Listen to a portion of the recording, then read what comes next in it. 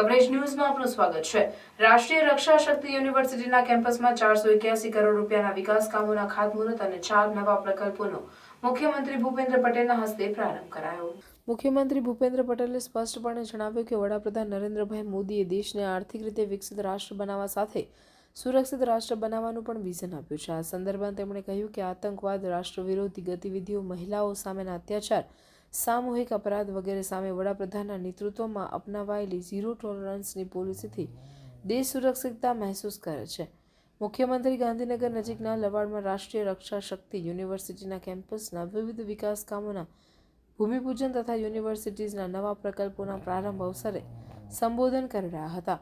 ભારતીય થલ સેનાના સ્થાપના દિવસની શુભેચ્છાઓ પાઠવતા મુખ્યમંત્રી ભૂપેન્દ્ર પટેલે કહ્યું કે દેશની એકતા, અખંડિતતા અને સુરક્ષા વ્યવસ્થાને વધુ મજબૂત કરવા અપરાધિક કાનૂન સંબંધિત 3 બિલ તાજેતરમાં સંસદમાં પ્રસ્તુત થયા છે। આ ઐતિહાસિક કાનૂનથી દેશની સુરક્ષા વ્યવસ્થામાં પણ નવા આયામો જોડાયા છે, એમ તેમણે ઉમેર્યું।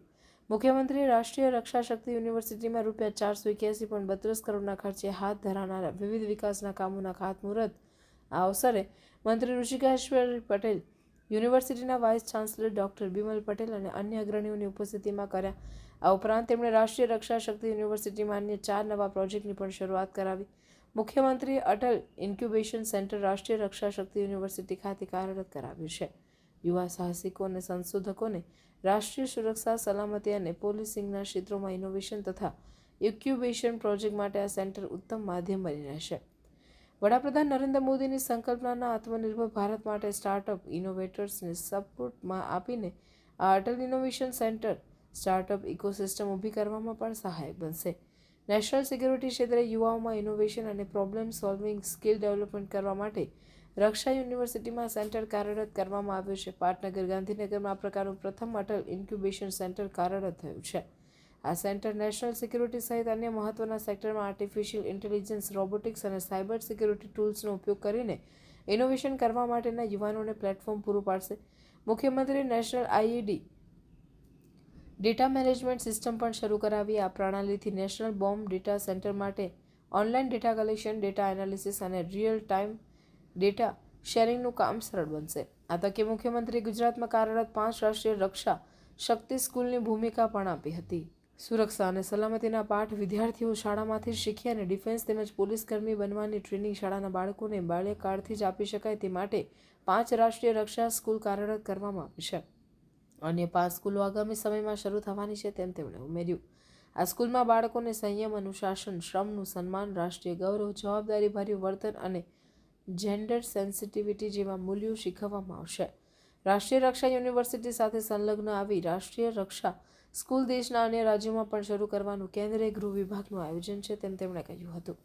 2047 સુધીમાં ભારત દેશને વિકસિત રાષ્ટ્ર બનાવવા માટે યુવા પેઢીની ભૂમિકા મહત્વની રહેશે તેવું જણાવી આરોગ્ય અને પરિવાર કલ્યાણ મંત્રી ઋષિકેશભાઈ પટેલે આ પ્રસંગે કહ્યું કે દેશની આંતરિક અને બાહ્ય સુરક્ષા માટે આરઆરયુમાં યુવાનોને જે રીતે તૈયાર કરવામાં આવી રહ્યા છે તે પ્રશંસનીય છે। 21મી સદીમાં ટેકનોલોજી ખૂબ જ મહત્વની બની રહેશે તેવું જણાવી તેમણે ઉમેર્યું કે દેશમાં મહત્વપૂર્ણ ટેકનોલોજીનું નિર્માણ થઈ રહ્યું છે। તેમણે ઉમેર્યું હતું કે આજની યુવા પેઢી ઉત્સાહપૂર્વક આરઆરયુમાં અભ્યાસ કરવા માટે આવી રહી છે। તેમણે નવા ઇનોવેશન સાથે આરઆરયુ આગળ વધી રહ્યું છે અને રાષ્ટ્રની સુરક્ષા ક્ષેત્રે સંશોધન અને વિકાસ માટે ઉમદા પ્લેટફોર્મ પણ બનાવી રહ્યું છે, તે માટે અભિનંદન પાઠવ્યા હતા।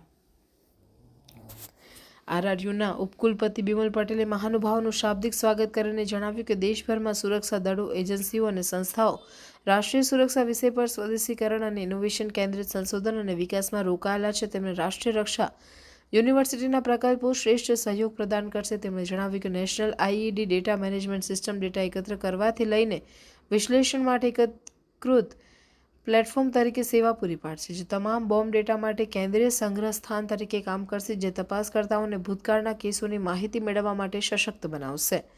તેમણે નેશનલ સિક્યુરિટી ગાર્ડના સહયોગમાં રચાયેલા નેશનલ બોમ્બ ડેટા સેન્ટરના રાષ્ટ્રીય ઇમ્પ્રુવાઇઝ એક્સપ્લોઝિવ ડિવાઇસ રિપોઝિટરી તરીકેના મહત્વને સમજાવી ઉમેર્યું કે આ કેન્દ્ર દેશમાં તમામ આઈઈડી બ્લાસ્ટની ઘટનાઓ માટે નોડલ એજન્સી તરીકે કાર્ય કરે છે। તેની મુખ્ય ભૂમિકામાં પોસ્ટ બ્લાસ્ટ ઓપરેશન એસેસમેન્ટ, ડેટાનું પૃથ્થકરણ અને લિંકિંગ, ફિંગરપ્રિન્ટિંગ તકનીકોનો ઉપયોગ અને સુરક્ષા એજન્સીઓને નિર્ણાયક માહિતીનો પ્રસાર કરવાનો સમાવેશ થાય છે, જે રાષ્ટ્રીય સુરક્ષા મજબૂત કરવા અને આતંકવાદી પ્રવૃત્તિઓને રોકવા માટે મહત્વપૂર્ણ બની રહેશે.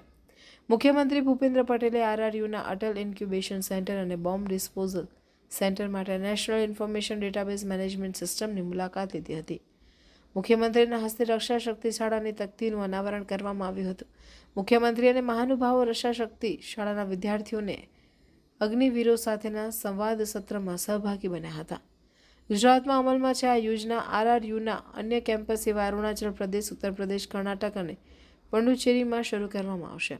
આ સાથે જ આરઆરયુ ગુજરાતના આદિજાતિ વિકાસ વિભાગ સાથેની ભાગીદારીમાં ગુજરાતના વિવિધ આદિવાસી જિલ્લાઓમાંથી યુવાનોને અગ્નિવીર તરીકે તૈયાર કરી રહ્યું છે. આરઆરયુ દ્વારા પ્રશિક્ષિત તમામ 150 અગ્નિવીર સફળતાપૂર્વક રક્ષા મંત્રાલયની અગ્નિવીર યોજનામાં જોડાશે અને સમગ્ર દેશ માટે પ્રેરણારૂપ બનશે.